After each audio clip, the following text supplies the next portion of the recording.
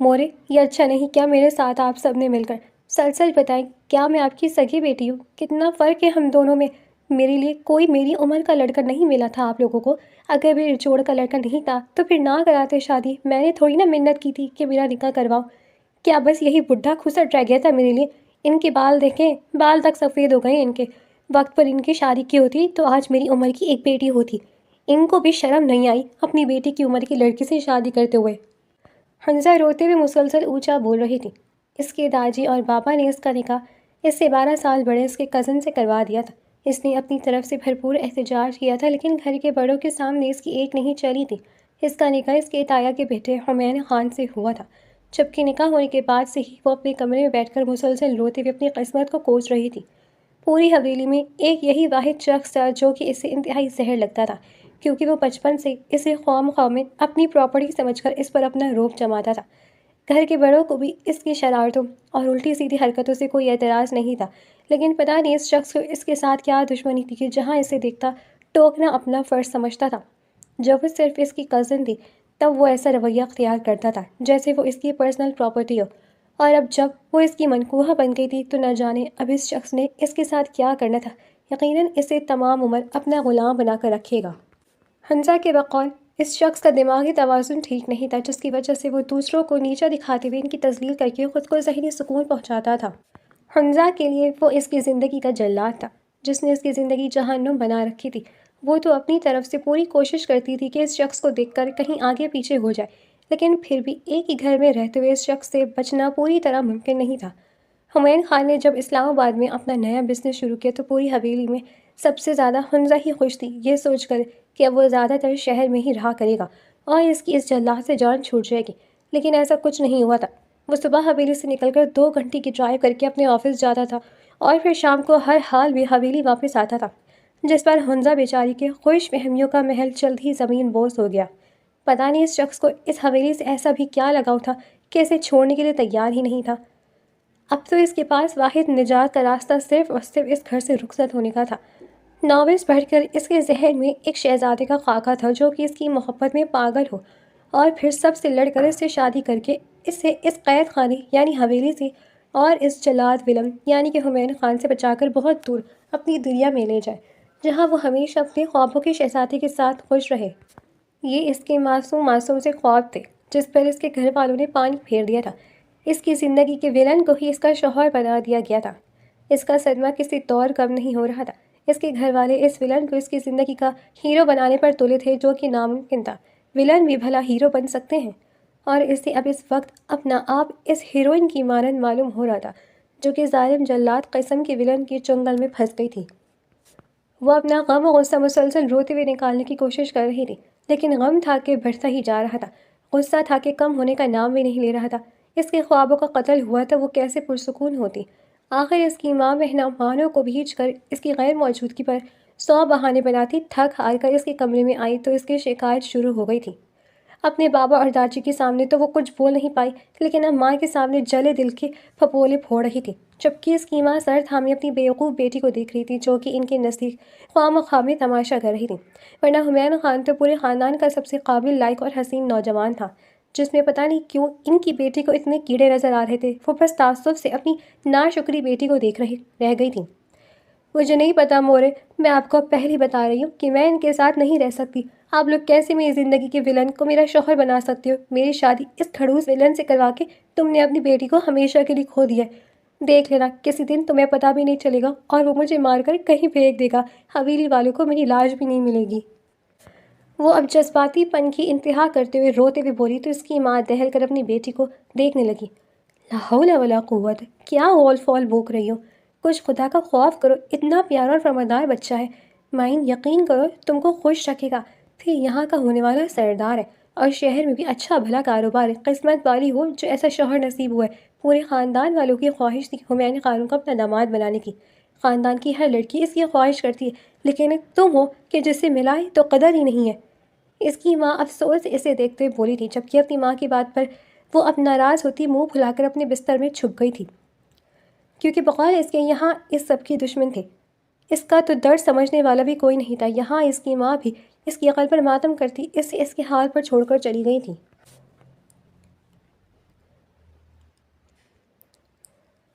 اسے پورے 3 دن لگے تھے اس صدمے کو برداشت کرنے میں، اور یہ 3 دن اس نے اپنے کمرے میں ہی گزارے تھے۔ 3 دن بعد جب کچھ حواس بحال ہوئے تو اسے احساس ہوا کہ وہ پچھلے 3 دنوں سے کالج نہیں جا رہی، جس کی وجہ سے اس کی پڑھائی کا اچھا خاصا خرچ ہو گیا تھا۔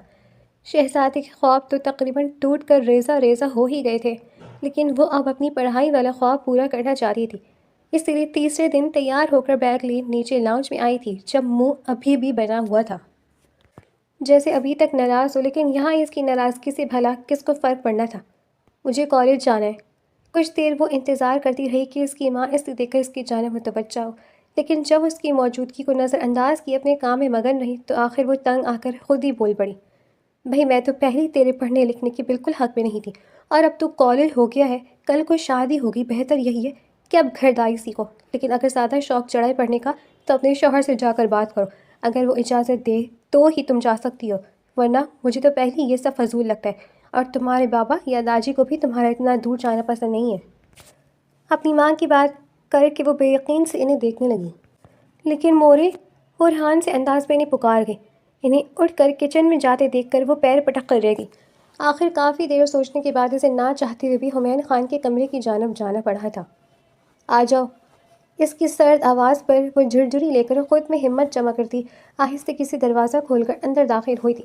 وہ اس وقت ڈریسنگ ٹیبل کے سامنے کھڑا آفس جانے کے لیے تیاری کر رہا تھا۔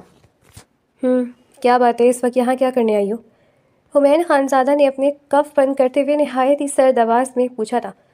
وہ لالا، حنزہ کی منہ سے حسب معمول لالا نکلا تھا، جس پر اگلے ہی لمحے اس حسین نوجوان نے اسے سخت قسم کی گھوری سے نوازا تھا، جس پر اس نے فوراً ہی اپنی زبان دانتوں تلے دبائی تھی۔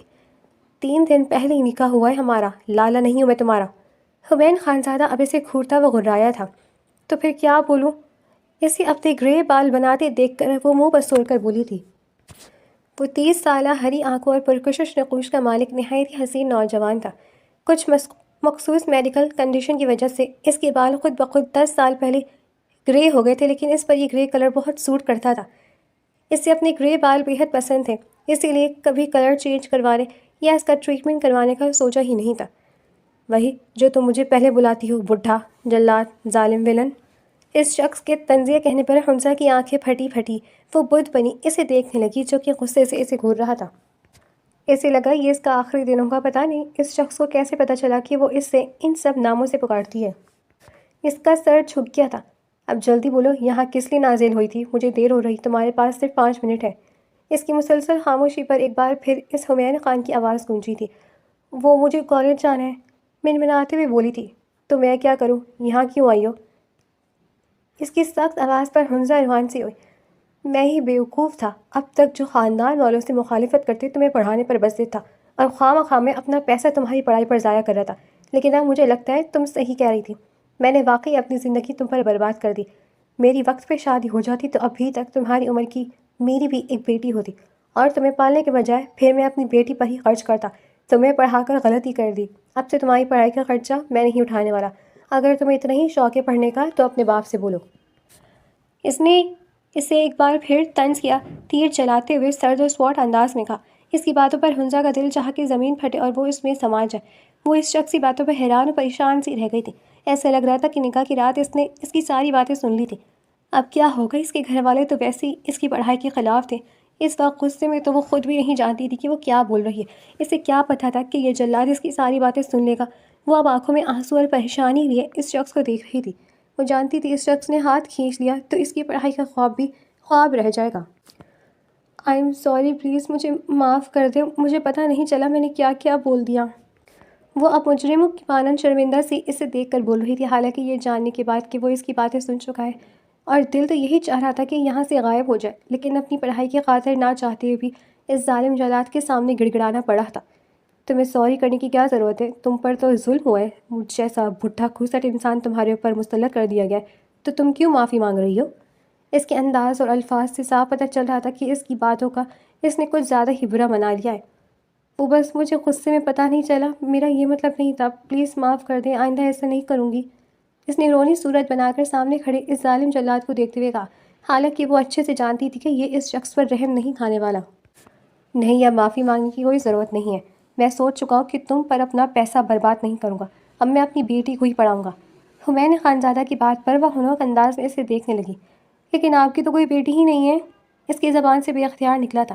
لیکن تم سے نکاح تو ہو چکا ہے نا، رخصتی کے بعد بیٹی بھی ہو جائے گی، اس کی فکر تو مت کرو۔ حمین خانزادہ کی بات پر وہ منہ کھولے حیرت سے اسے دیکھنے لگی۔ اس کا چہرہ شرم سے لال انگارا ہو گیا تھا۔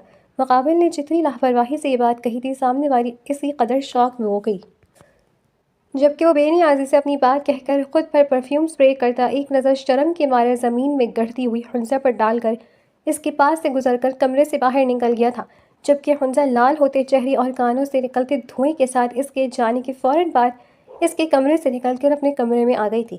ایسا لگ رہا تھا آج کل اس کے ستارے گردش میں تھے۔ پہلے اس کھڑوس جلاد شخص سے نکاح اور اس پر سونے پہ سہاگا کے وہ شخص جو کہ زبردستی اس کا شوہر بنا دیا گیا تھا، وہ اپنے متعلق اس کے تمام نادر خیالات سے واقف ہو چکا تھا، اور اب اسے اپنا کالج میں پڑھنے کا خواب بھی ٹوٹتا ہوا دکھائی دے رہا تھا۔ وہ اس دن کے بعد بالکل اپنے کمرے میں ہی قید ہو کر رہ گئی تھی۔ اس شخص سے نکاح کے بعد تو اس کی زندگی ایک ڈراؤنا خواب ثابت ہو گئی تھی۔ اس دن کے بعد اس کا سامنا کرنے کی ہمت ہی نہیں ہوئی تھی۔ اس کھڑوس نے جیسے اس کی باتیں اس کے منہ پر ماری تھی، اس کے بعد تو وہ زندگی میں دوبارہ کبھی اس شخص کے سامنے نہیں جانا چاہتی تھی۔ یہاں تک کہ کھانے کے وقت بھی وہ اپنے کمرے سے نہیں نکلی تھی، سب کے چلے جانے کے بعد کچن میں جا کر کھانا کھاتی تھی۔ گھر والوں سے بات چیت اس کے ویسے ہی بند تھی، اور گھر میں بھی جیسے کسی کو اس کی پرواہ ہی نہیں تھی۔ اس کی دادی، جاجی اور بابا زیادہ تر گھر کے معاملات سے دور ہی رہتے تھے، پھر ان کے سخت مزاج کی وجہ سے وہ پہلے ان کے سامنے جانے سے کتراتی تھیں۔ باقی ٹھہری اس کی ماں جن سے آج کل اس کی لڑائی چل رہی تھی، اس لیے ان سے بھی بات چیت بند تھی۔ حمین خان اس کی تایا کا بیٹا تھا، جس کی ماں بچپن میں ہی مر گئی تھی اور باپ نے شہر جا کر دوسری شادی کر لی تھی، اور وہ اب اپنی فیملی کے ساتھ وہیں شہر میں ہی مقیم تھا۔ حمین خان جب 10 سال کا تھا تبھی اس کی ماں گزر گئی تھی۔ اس کی ماں کے مرنے کے بعد اور باپ کے یہاں سے چلی جانے کے بعد حنزہ کے ماں باپ نے اسے اپنی بیٹی کی طرح پالا تھا۔ 2 سال بعد ہی اللہ پاک نے انہیں بیٹی کی رحمت سے نوازا، لیکن کچھ پیچیدگی کی وجہ سے حنزہ کی ماں دوبارہ کبھی ماں نہیں بن پائی۔ یہ حمین خان انہیں مزید عزیز ہو گیا۔ اس نے ان دونوں میاں بیوی کے بیٹے کی کمی پوری کر دی تھی۔ وہ گھر میں داجی سمیت سب کا لاڈلا تھا۔ ان کے خاندان میں لڑکیوں کو پڑھانے کا رواج نہیں تھا، لیکن حمین خان نے ضد کرتے ہوئے خصوصی طور پر حنزہ کا کالج میں ایڈمیشن کروایا تھا، اور یہی نہیں بلکہ وہ اس کی پڑھائی کا تمام خرچ بھی خود اٹھاتا تھا۔ اپنی بیٹی کی دوسری شادی پر داجی نے اسے غصے سے اپنی جائیداد سے آگ کر دیا تھا، اور اس کے حصے کی تمام جائیداد اپنے لاڈلے پوتے حمین کے نام کر دی تھی۔ حمین خان نے بزنس میں ماسٹر کر کے اب یہاں زمینوں کی دیکھ بھال کے ساتھ ساتھ شہر میں اپنا بزنس شروع کرنے کا فیصلہ کیا تھا، لیکن اس کے باوجود بھی وہ یہیں حویلی میں ہی قیام پذیر تھا کہ اس حویلی کی مکینوں سے اسے ہمیشہ ہی مخلص محبت ملی تھی، اور اسی لیے یہ حویلی اور حویلی کے مکین بے حد عزیز تھے۔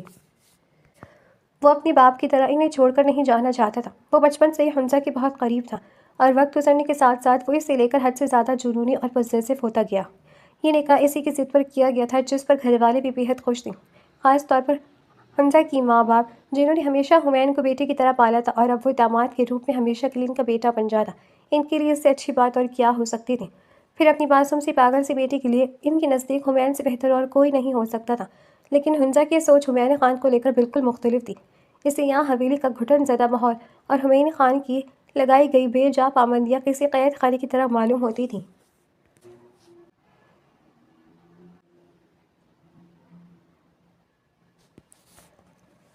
2 دن مزید اپنے کمرے میں بند رہنے کے بعد وہ اس دن بھی مرجھائی ہوئی سی اپنے کمرے کی کھڑکی سے ٹیک لگائے باہر کا خوبصورت منظر دیکھ رہی تھی۔ ان کی حویلی مری کے خوبصورت پہاڑوں کے بیچوں بیچ واقع تھی۔ اب تو وہ رو رو کر بھی اکتا چکی تھی۔ پہلے جو پڑھائی جلدی جلدی ختم کر کے اپنے ناول پڑھنے کے لیے وقت نکالتی تھی، اب جب فرصت ہی فرصت تھی تو ان سب میں بھی جیسے دل ہی نہیں لگتا تھا۔ جب اس کے خواب ہی ختم ہو گئے تو اب یہ ناولز پڑھ کر وہ کیا ہی کرتی، جو کہ اسے مزید شدت سے احساس دلاتے تھے کہ اس کے خوابوں کا محل اب زمین بوس ہو چکا ہے۔ اب اس کی زندگی میں کوئی ہیرو نہیں آئے گا، بلکہ اسے تمام عمر اس ویلن کے ساتھ سزا کر گزارنا پڑنے گا۔ آ جاؤ۔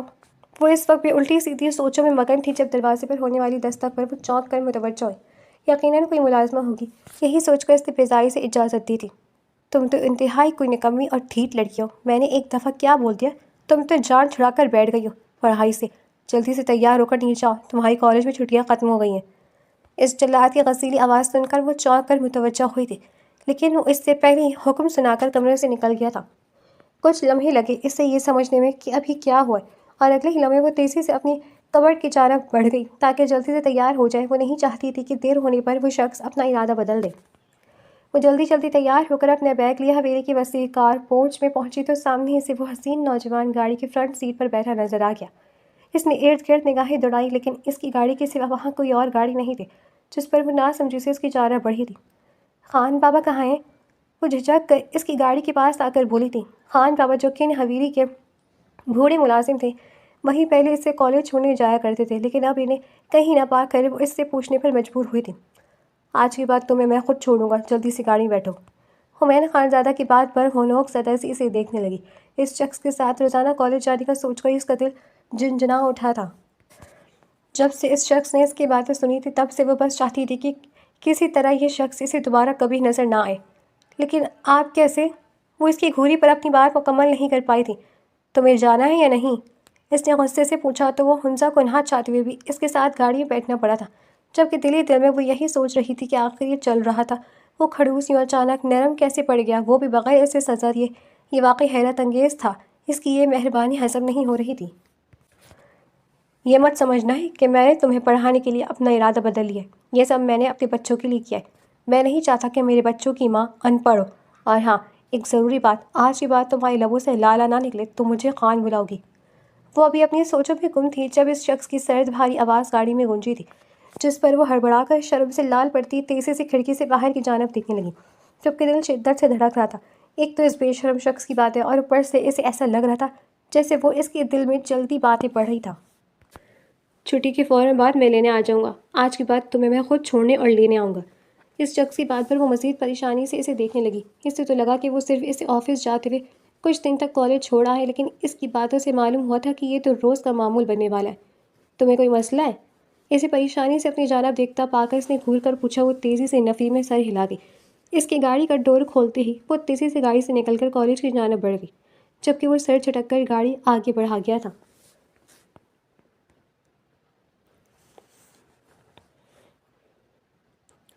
اس دن کے بعد سے وہی اس سے روزانہ آفس جاتے ہوئے کالج چھوڑ جاتا تھا، اور پھر واپس اس کی چھٹی کے وقت وہ اپنے آفس سے سیدھا اسے لینے کالج جاتا اور پھر اسے حویلی چھوڑ کر واپس اپنے آفس جاتا تھا۔ وہ پہلے اس کا محرم نہیں تھا اور نہ ہی اس پر حق رکھتا تھا، لیکن اب وہ اسے کسی ڈرائیور کے ساتھ آتا جاتا نہیں دیکھ سکتا تھا، چاہے وہ ان کا کتنا ہی وفادار کیوں نہ ہو۔ اسی لیے اپنے اس قدر بزی شیڈیول میں سے بھی وہ اس کے لیے وقت نکال ہی لیتا تھا۔ لیکن اس لڑکی کو کہاں یہ سب نظر آتا تھا؟ اس سے تو بس اپنا ہی غم نظر آتا تھا، اس سے تو سب حویلی والے اپنے ہی دشمن لگتے تھے۔ وہ اس دن معمول کی طرح اسے لینے کالج کے باہر پہنچ گیا۔ چھٹی ہو چکی تھی، سب لڑکیاں آہستہ آہستہ باہر آ رہی تھیں۔ یہ ایک پرائیویٹ گرلز کالج تھا۔ حمین خان کو آج ویسی جلدی تھی کیونکہ آج اس کی ایک ضروری میٹنگ تھی اور یہ لڑکی آج ہی دیر کروا رہی تھی۔ وہ ابھی بڑے ضبط کے ساتھ اس کا انتظار کر ہی رہا تھا کہ ایک لڑکی کی آواز پر وہ چونک کر ونڈو سے باہر دیکھنے لگا۔ ہیلو، آپ حنزہ کے انکل ہیں؟ میں حنزہ کی دوست ہوں۔ اسے اصل میں فرحین میم نے ایک ضروری بات کے لیے آفس میں روک لیا، اسے لیٹ ہو گیا ہے۔ وہ لڑکی بڑی شوقی اخلاقی سے بولی تھی، جبکہ حمین خانزادہ نے منہ بناتے ہوئے اس کو جواب دیے بغیر نظریں دوبارہ سامنے گیٹ پر مرکوز کر لی تھیں، جس پر وہ لڑکی جو کہ اس سے مزید بات کرنے کا ارادہ رکھتی تھی، وہ منہ بسور کر وہاں سے چل پڑی، جبکہ پیچھے حمین خان کو تو جیسے آگ لگ گئی تھی۔ اسے یقین نہیں آ رہا تھا کہ ان کی نگاہ کے باوجود وہ کیسے اسے انکل کہہ سکتی ہیں۔ یہ لڑکی کبھی نہیں سدھر سکتی۔ وہ دانت پیس کر اب اس کے آنے کا انتظار کر رہا تھا۔ سوری، وہ مجھے میم نے روک لیا تھا، وہ گاڑی میں آ کر بیٹھتی جلدی سے بولی تھی۔ حمین خان نے خاموشی سے گاڑی سٹارٹ کی تھی۔ میں کون ہوں؟ اچانک اس کی بھاری سرد آواز گاڑی میں گونجی تو وہ چونک کر اسے دیکھنے لگی۔ حنزہ خان، میں نے پوچھا ہے میں کون ہوں؟ اس نے اب کی بار نہایت خطرناک انداز میں ایک ایک لفظ چبا چبا کر کہا تو حنزہ تھوک نکلتے ہوئے اسے دیکھنے لگی۔ آپ خان ہیں؟ وہ الجھے ہوئے انداز میں بولی۔ سمجھ نہیں آ رہا تھا کہ یہ شخص کیا پوچھنا چاہتا ہے۔ تمہارا کیا لگتا ہوں؟ اس کی اب کی بار واضح سوال پر حنزہ کی رنگت لال ہوئی تھی۔ یہ تعلق کی تو وہ بھولنے کی کوشش کر رہی تھی، لیکن لگتا تھا کہ اس شخص کو یہ منظر نہیں تھا۔ میری کزن، اس نے نظر چراتے مبہم سے جواب دیا، جس پر سامنے والے نے اسے خطرناک قسم کی گھوری سے نوازا تھا۔ وہ ہڑبڑا کر رہ گئی۔ پتہ نہیں آج اس شخص کے اندر کون سا جن آ گیا تھا۔ پچھلے کچھ دنوں سے اس کی خاموشی پر وہ بھی پرسکون تھی، لیکن آج لگ رہا تھا کہ وہ پھر اپنی جلالی موڈ میں واپس آ گیا تھا، جس کی وجہ سے وہ معصوم سمجھ نہیں پا رہی تھی۔ کزن، مجھے لگا میں تمہارا انکل ہوں۔ اس کی بات پر حنزہ کی روح پرواز کر گئی تھی۔ یہ اس کی ہر بات اس شخص کو کیسے پتہ چل جاتی تھی؟ وہ روحان سا چہرہ بنا کر اسے دیکھنے لگی۔ وہ گاڑی اب ایک سنسان سڑک پر مڑ گیا تھا۔ اسے راستہ بدلتے دیکھ کر اس کے چہرے پر خوف چھایا تھا۔ درختوں کے جھنڈ کے بیچوں بیچ گاڑی روکتے وہ اب پوری طرح اس کی جانب متوجہ ہوا تھا۔ بتاؤ مجھے میں کیا لگتا ہوں تمہارا؟ اب کی بار اگر جواب غلط ملا تو یقین مانو یہی مار کر پھینک دوں گا۔ وہ ایک ہاتھ اس کی سیٹ پر جما کر دوسرا ہاتھ اس کی سائڈ ونڈو پر رکھتا پوری طرح اس پر جھک آیا تھا۔ اس کی خطرناک دھمکی پر پوری طرح آنکھیں کھولے اسے دیکھنے لگی۔ شوہر، آپ میرے شوہر ہیں، وہ جلدی سے ایک ہی سانس میں بولی تھی، لیکن اس شخص کی خطرناک سرد نگاہیں ویسی کی ویسی ہی تھیں جس پر اسے رونا آنے لگا تھا۔ تمہیں شرم نہیں آئی یہ جانتے ہوئے بھی کہ ہمارا نکاح ہو چکا ہے، اور کالج میں سب سے یہ کہتے ہوئے کہ میں تمہارا انکل ہوں؟ وہ اس کے مزید قریب ہوتا غرایا تو اسے لگا اس کی روح فنا ہو جائے گی۔ اس کے حلق سے تو آواز ہی نہیں نکل رہی تھی۔ وہ غلطی سے میرے منہ سے نکل گیا تھا، یہ نکاح سے پہلے کی بات ہے، وہ ڈرتے ڈرتے بولی تھی، جبکہ وہ اس کے جھوٹ پر صبر کے گھونٹ بھر کر اسے دیکھنے لگا، کیونکہ اسے اچھے سے یاد تھا نکاح سے پہلے وہ کبھی اس کے ساتھ کالج گئی ہی نہیں تھی، شاید اسے یاد نہیں تھا۔ انکل لگتا ہوں میں تمہیں، بتاؤ میں کون ہوں تمہارا؟ وہ یہ کہتے ہوئے پوری طرح اس پر جھک آیا، جس پر وہ خوفزدہ ہو کر پیچھے ہوتی گاڑی کی ڈور سے جا لگی تھی، جبکہ آنکھوں میں خوف واضح تھا۔ معاف کر دیں، آئندہ ایسا نہیں ہوگا، میں کل سب کچھ آ کر بتا دوں گی کہ آپ میرے شوہر ہیں۔ وہ اس سنسان جگہ اس کے ساتھ اکیلی تھی، اوپر سے اس کے تیور دیکھ کر بری طرح ڈر گئی تھی، اس لیے خوفزدہ سی جلدی سے بولی تھی، نہیں، آج تو میں تمہیں بتا کر رہوں گا تاکہ تمہیں اب ہمیشہ یاد رہے کہ میں تمہارا شوہر ہوں اور تم سر سے پیر تک میری ملکیت ہو۔ حمین خان کے لہجے میں اس قدر جنون تھا کہ وہ معصوم سی لڑکی سہم کر اسے دیکھنے لگی۔ اس کا یہ جنونی اور پوزیسو انداز اس کے لیے بالکل نیا تھا۔ حمین خان نے ایک ہاتھ سے اس کی تھوڑی جکڑ کر اس کا چہرہ مزید اپنے قریب کیا تھا۔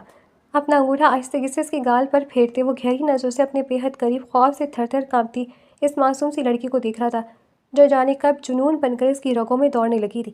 اس کی خبر بھی نہیں ہو سکی تھی۔ حنجہ اس کی سانس اپنے چہرے پر محسوس کرتے اگلے ہی لمحے کبوتر کی مانند آنکھیں موند گئی تھی، جبکہ دوسری جانب وہ اس قدر قریب سے اس کا حسین چہرہ دیکھ کر جیسے سب کچھ بھول گیا تھا۔ اس کی نگاہیں اس کے معصوم چہرے پر بھٹکنے لگی تھیں۔ کچھ لمحے پہلے وہ بے حد غصے میں تھا، وہ اسے سزا دینا چاہتا تھا، مگر اب اسے کچھ یاد نہیں تھا۔ یہ معصوم سی لڑکی پل بھر میں اسے سب کچھ بھلا گئی تھی۔ وہ خاموشی سے اسے دیکھے گیا۔ اس کی لرزتی پلکیں دیکھ کر وہ مشکل خود پر قابو پانے کی کوشش کرنے لگا۔ اسے اچانک یہ شدید گرمی محسوس ہونے لگی تھی۔ وہ اپنی ہی جذبات سے خوفزدہ ہوتا تیزی سے اس سے دور ہو کر اپنی طرف کا شیشہ کھول گیا تھا۔ حنجہ کو لگ رہا تھا کہ وہ اس شخص کی گرم سانسوں کی تپش سے ہی جھلس کر پگھل جائے گی۔ گاڑی سٹارٹ ہونے کی آواز پر اس نے اپنی آنکھیں کھولی تھیں اور سینے پر ہاتھ رکھ کر تیز تیز سانسیں لینے لگی۔ دل ابھی تک بے یقین تھا کہ وہ اس ظالم جلاد کے چنگل سے بچ گئی تھی۔ رکو! گاڑی حویلی کے احاطے میں آ کر رکی تو وہ تیزی سے باہر نکلنے لگی تھی جب وہ اچانک اسے روک گیا۔ وہ سانس روکتی خوفزدہ نظروں سے اسے دیکھنے لگی۔ آج کے بعد ہمیشہ یاد رکھنا کہ میں تمہارا کون ہوں، ورنہ اپنے انداز میں یاد کرواؤں گا۔ اس کی خونخوار نظروں سے دیکھ کر کہنے پر وہ تیزی سے اسبات میں سر ہلا کر جلدی سے گاڑی سے اتر گئی تھی۔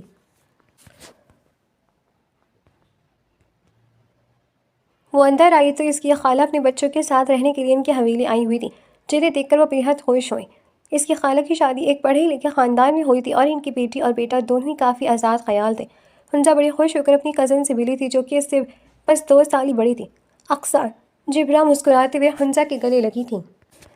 جب سے اس کا نکاح خاندان کے سب سے ہینڈسم نوجوان حمین خانزادہ سے ہوا تھا، تب سے ہی تقریباً خاندان کی سبھی لڑکیاں حنجہ سے حسد کرنے لگی تھیں، جن میں اس کی اپنی خالہ زاد کزن اقصیٰ بھی شامل تھیں۔ السلام علیکم، کیسی ہے گڑیا؟ ریحان خان کی آواز پر وہ چونک کر اس کی جانب متوجہ ہوئی۔ وعلیکم السلام ریحان بھائی، میں ٹھیک ہوں، آپ کیسے ہیں؟ وہ بڑی پرجوش سے اسے دیکھ کر بولی تھی۔ ریحان خان بڑا ہی نرم مزاج اور دوستانہ رویے کا مالک انسان تھا۔ وہ حنجہ کے ساتھ ہمیشہ بچوں کی طرح پیش آتا تھا اور حنجہ کو بھی اس سے بالکل بھائیوں والی فیلنگز محسوس ہوتی تھیں۔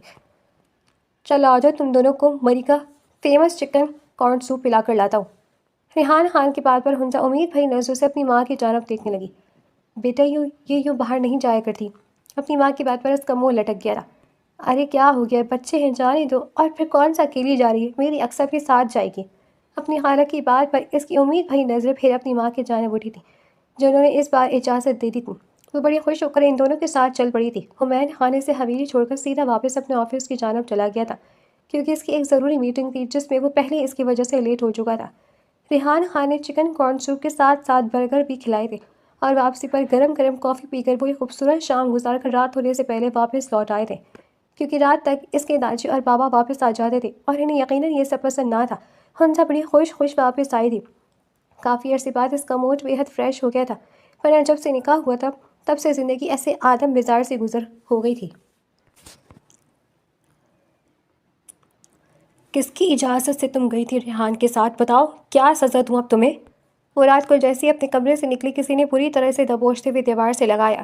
سامنے والے سے اس کی جان جاتی تھی۔ خان درد ہو رہے، چھوڑیں، وہ کراہتے ہوئے بولی کہ مقابل نے نہایت بے دردی سے اس کا بازو تھاما تھا۔ تمہاری سزا اب یہی ہے کہ کل رخصتی کے لیے ہاں کر دینا، ورنہ آج نہیں چھوڑوں گا تمہیں، غصے سے کہتا ہوا اس پر جھکنے لگا تھا، جبکہ وہ خوف سے آنکھیں بڑی کیے اسے جلاد کو دکھ رہی تھی۔ سمجھ نہیں آ رہا تھا کہ اسے کیسے پتہ چلا، اور اگر وہ اپنے کزنس کے ساتھ گئی تھی تو ایسی کون سی قیامت آ گئی تھی کہ یہ شخص اسے عمر قید کی سزا سنا رہا تھا۔ اس کے لیے تو اس شخص سے شادی کرنا عمر قید ہی تھی۔ خود تو کبھی اس حویلی کے باہر تک نہیں لے کر گیا تھا۔ اسے اچھے سے یاد تھا کہ بچپن میں جب کبھی وہ اس سے کہیں جانے کی ضد کرتی تو وہ کیسے اسے جھڑک کر خاموش کروا دیتا تھا اور ملازمین کے بچوں کے ساتھ کھیلنے نہیں دیتا تھا۔ لیکن وہ تو میرے بھائی ہے، اور میں اکیلی تھوڑی نہ گئی تھی، ہمارے ساتھ اقصیٰ بھی تھی، بس یہی سوپ پینے گئے تھے۔ آپ خود تو کبھی کہیں لے کر نہیں جاتے، اگر کوئی لے جائے تو وہ بھی آپ کو گوارا نہیں۔ میرا اپنا کوئی بھائی ہے ہی نہیں، اگر ریحان بھائی لے گئے تو ایسی کون سی قیامت آ گئی ہے جو آپ اپنی زندگی یوں برباد کرنا چاہتے ہیں؟ اس نے آنکھوں میں آنسو لیے جانے کیسے بول دیا تھا، لیکن بولنے کے بعد زبان دانتوں تلے دبا لی، کیونکہ یقیناً یہ شخص اب اسے چھوڑنے والا نہیں تھا۔ جبکہ مقابل جو اسے غصے سے گھور رہا تھا، اس کی بات پر خاموشی سے کچھ لمحے اسے دیکھتا رہا اور پھر ایک گہرا سانس لے کر اس سے دور ہو گیا۔ وہ فوراً ہی ڈر کر دوبارہ اپنے کمرے میں بند ہو گئی تھی، اور حمید خانزادہ کتنی دیر اس کے کمرے کا بند دروازے کو گھورتا رہا۔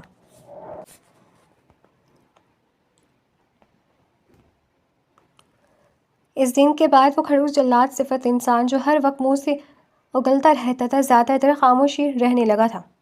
کبھی اس سے مخاطب ہوتا تو بھی نارمل انداز میں بنا طنز کی بات کرتا تھا۔ ہنجا کو تو حیرت کے جھٹکے لگ رہے تھے۔ لہجہ اس قدر نرم ہوتا کہ وہ آنکھیں پھاڑ کر اسے دیکھنے پر مجبور ہو جاتی کہ یہ وہی خڑوس شخص ہے جس کی پاٹ دار آواز سن کر ہی وہ ہمیشہ خوف سے کانپنے لگتی تھی۔ انہی دنوں ایک عجیب سا واقعہ ہوا۔ وہ کالج سے واپس آئی تو اس کی بیسٹی یعنی اس کی ڈائری جس میں وہ اپنے دل کی تمام باتیں لکھتی تھی، وہ کہیں غائب ہو گئی تھی۔ شاید کسی ملازمہ نے صفائی کرتے ہوئے اسے آگے پیچھے کر دیا تھا، جس پر اس نے ایک طوفان کھڑا کر دیا۔ لیکن ڈائری تو جیسے ہوا میں غائب ہو گئی تھی، اسے نہیں ملنا تھا اور نہ وہ ملی تھی۔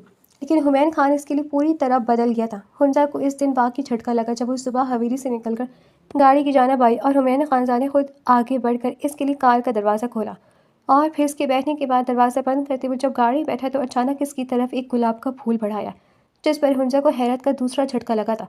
وہ حیرت سے آنکھیں پھاڑے اس دنیا جہاں کے ان رومانٹک انسان کو دیکھ رہی تھی، جو منہ سے ایک لفظ نہیں بولا تھا، لیکن اس کے اعمال میں کچھ تو ایسا تھا کہ زندگی میں پہلی بار ہنجا کا دل عجیب سے انداز میں دھڑکنے لگا۔ اور پھر یہ روز کا معمول بن گیا۔ وہ روزانہ کالج جانے سے پہلے جب گاڑی میں بیٹھتی تو وہ اسے خاموشی سے ایک پھول دیتا، جسے وہ خاموشی سے تھام لیا کرتی تھی۔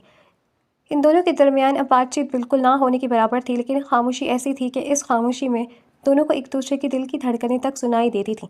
وہ شخص عجیب سے انداز میں پیش آنے لگا تھا۔ وہ جو پہلے اس کے ذرا سے دیر سے آنے پر اسے ہزاروں باتیں سنا دیا کرتا تھا، اب خاموشی سے کتنی دیر اس کا انتظار کرتا تھا، لیکن اسے ایک لفظ نہیں کہتا تھا۔ ہنسا کو تو اب لگنے لگا تھا کہ اس خڑوس پر شاید کسی نے جادو کر دیا ہے، ورنہ کوئی انسان یوں اچانک کیسے بدل سکتا ہے۔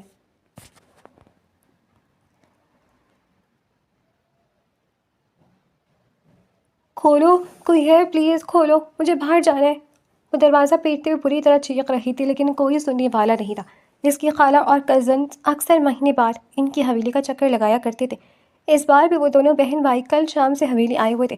وہ اپنی کزن اقصیٰ کے کہنے پر اس کے ساتھ پچھلے لان میں راکٹ شٹل کھیل رہی تھی، جب اچانک اس کا شٹل وہاں پڑے گراب میں جا کر گرا، اور وہ اٹھانے گئی، لیکن نہ جانے کیسے دروازہ باہر سے بند ہو گیا اور پتہ نہیں اقصیٰ کہاں چلی گئی تھی۔ وہ کب سے دروازہ بجائے جا رہی تھی، چیخ رہی تھی، لیکن کوئی سن ہی نہیں رہا تھا۔ اس طرف اور کوئی نہیں آتا تھا۔ ہنجا کا چیخ چیخ کر گلا بیٹھ گیا تھا، لیکن اس طرف نہ کسی نے آنا تھا نہ کوئی آیا تھا۔ وہ آخر تھک کر وہیں دروازے سے ٹیک لگا کر بیٹھ گئی تھی۔ شام آہستہ آہستہ رات میں ڈھل چکی تھی، لیکن اس کی مدد کرنے کوئی نہیں آیا تھا، یہاں تک کہ رات بھی آہستہ آہستہ گہری ہونے لگی۔ وہ وہیں گودام میں ایک طرف پڑی سوکھی گھاس پر سر رکھے سو گئی تھی۔ صبح ہوتی اس کی آنکھ کھلی تو ایک بار پھر اس نے زور زور سے دروازہ بجانا شروع کر دیا، مگر کوئی نہیں آیا تھا۔ پوری رات گزر گئی تھی، اب تو دن بھی ہو گیا تھا، پتہ نہیں کیا وقت ہو رہا تھا۔ وہ کل سے یہاں بند تھی اور کسی کو اس کی پرواہ ہی نہیں تھی، یہ سوچ کر ہی اس کی آنکھیں نم ہونے لگی تھیں۔ کچھ ہی دیر بعد اچانک دروازہ کھلا، جس پر وہ تیزی سے خوش ہوتی باہر آئی، لیکن باہر کوئی بھی نہیں تھا، لیکن وہ باہر آ گئی تھی، اس کے لیے یہی بہت تھا۔ ارے ہنسا آ گئی!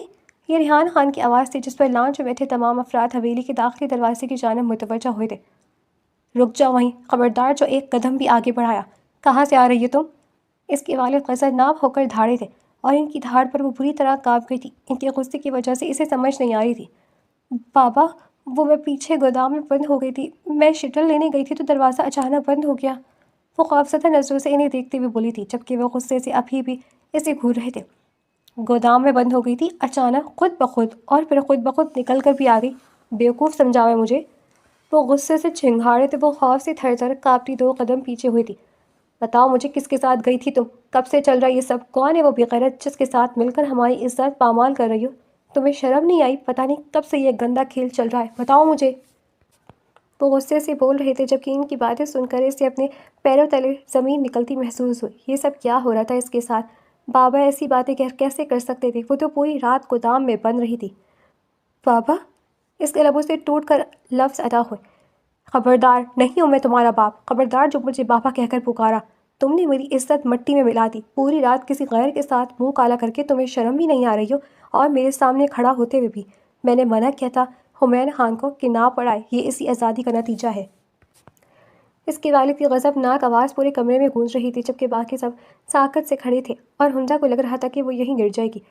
میرا یقین کرے بابا، واقعی پیچھے بند ہو گئی تھی گودام میں۔ میں نہیں جانتی دروازہ کیسے بند ہوا اور اب کس نے کھولا، لیکن میں واقعی کل رات کو گودام میں تھی۔ وہ روتے ہوئے ایک بار پھر اپنی صفائی میں بولی تھی، جس پر اس کا باپ اس کے جھوٹ پر مزید غضبناک ہوتا اسے مارنے کے لیے اس کی جانب بڑھا تھا۔ وہ ڈر کر اپنی آنکھیں میچ گئی تھی، لیکن کافی دیر تک جب اسے کچھ نہ ہوا تو اس نے اپنی آنکھیں کھولی۔ سامنے ہی وہ دشمن جائز کے آگے دیوار بنا کھڑا تھا۔ خبردار چچا، ایسا سوچے گا بھی مت، یہ میری بیوی ہے، اور اگر یہ کہہ رہی ہے کہ یہ کل رات وہ گودام میں تھی تو یہی سچ ہے۔ مجھے یقین ہے اس پر، میں کسی اور کو اجازت نہیں دیتا اپنی بیوی پر ہاتھ اٹھانے کی، چاہے وہ اس کا باپ ہی کیوں نہ ہو۔ مجھے یقین ہے اپنی بیوی پر، اس کے کردار پر۔ اگر وہ کہہ رہی ہے کہ وہ پھنس گئی تھی تو وہ واقعی پھنس گئی ہوگی۔ حمین خان کے دو ٹوک انداز میں کہی بات پر وہ نم نگاہوں سے اسے دیکھتی لگی۔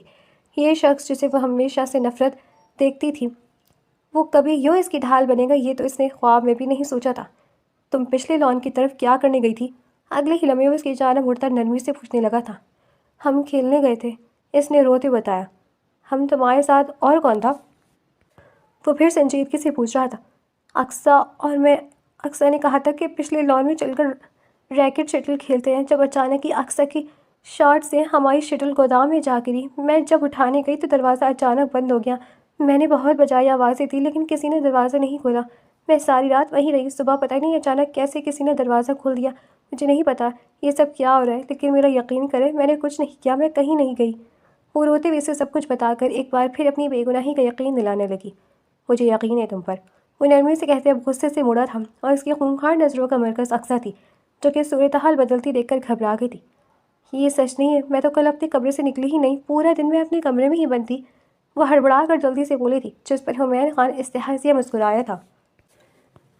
تو تم کمرے سے نہیں نکلی؟ چچی جان کیا کہا ہے کل اس نے سب سے کہ اس نے کچن میں کھڑے حمزہ کو باہر جاتے دیکھا تھا، اور اس کے پیچھے پیچھے گئی اور اسے اپنی آنکھوں کے ساتھ حویلی کے پچھلے گیٹ سے کسی لڑکی کے ساتھ نکلتے ہوئے دیکھا، اور اب یہ کہہ رہی کہ کل پورا دن ہی کمرے سے باہر ہی نہیں نکلی۔ یہ جھوٹ بول رہی تھی، کل بھی اور آج بھی یہ سب اسی کا کیا دھرا ہے۔ اسی نے حمزہ کو وہاں بند کیا، اور ابھی کچھ دیر پہلے یہی دروازہ کھول کر آئی ہے، اور آپ سب کو اس نے یہ کہانی سنا دی کہ حمزہ بھاگ گئی تھی۔ حمین خان کی کرخت آواز پر حمزہ سمیت باقی سب بے یقینی سے اقصیٰ کو دیکھنے لگے۔ وہیں پر اقصیٰ خوف سے سفید پڑ گئی۔ اس کا کھیل اتنی جلدی پکڑا جائے گا یہ تو اس نے سوچا ہی نہیں تھا۔ یہ کیا کہہ رہے ہیں اقصیٰ؟ یہ سب تم نے کیا؟ اس کا بھائی غصے سے پاگل ہوتا اس سے پوچھنے لگا۔ مجھے معاف کر دیں، میں اپنے حسد میں اور غصے میں پاگل ہوئی تھی۔ مجھے لگا اس طرح حمزہ سب کی نظر میں بری بن جائے گی اور حمین اسے طلاق دے دیں گے، اس نے روتے ہوئے کہا، تو ریحان خان نے ایک زوردار تھپڑ اس کے منہ پر مارا تھا۔ باقی سب بھی نفرت سے اسے دیکھنے لگے، جبکہ حمزہ کو ابھی تک یقین نہیں آ رہا تھا کہ اس کی کزن اس کے ساتھ ایسا بھی کر سکتی ہے۔ اس کی آنکھوں میں ابھی تک بے یقینی تھی۔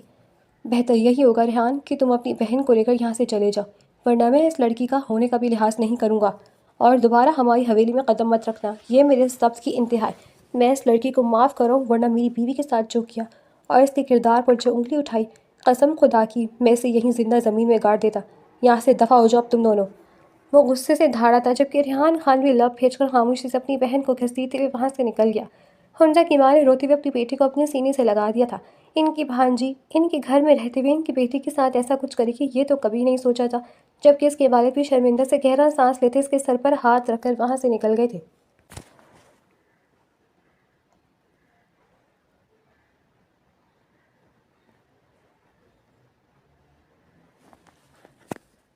وہ دلہن بنی اس کے کمرے میں بیٹھی تھی جب دروازہ کھولنے کی آواز پر اس کی دھڑکنیں اچانک بے ترتیب ہوئی تھیں۔ وہ کمرے میں داخل ہوتا بغیر کچھ کہے اسے اپنی گود میں اٹھا گیا تھا، جس پر وہ بھوکلا کر اسے دیکھنے لگی۔ وہ اس کے لیے حویلی کی وسیع چھت پر آیا تھا۔ اچانک حویلی کی چھت پر پوری طرح لائٹوں سے روشن ہو گئی تھی، اور ہنسا نے بے یقینی سے اس چھت کو دیکھنے لگی جو کہ خوبصورت لائٹنگ اور تازہ پھولوں سے نہایت ہی خوبصورت سی سجائی گئی تھی۔ وہ اسے پھولوں سے ڈھکے فرش پر کھڑا کرتے اس کے دونوں ہاتھ تھام کر اس کے سامنے گھٹنوں کے بل بیٹھا، پھر وہ آنکھیں پوری طرح کھولے اسے دیکھنے لگی۔ یہ سب کوئی خوبصورت خواب معلوم ہو رہا تھا۔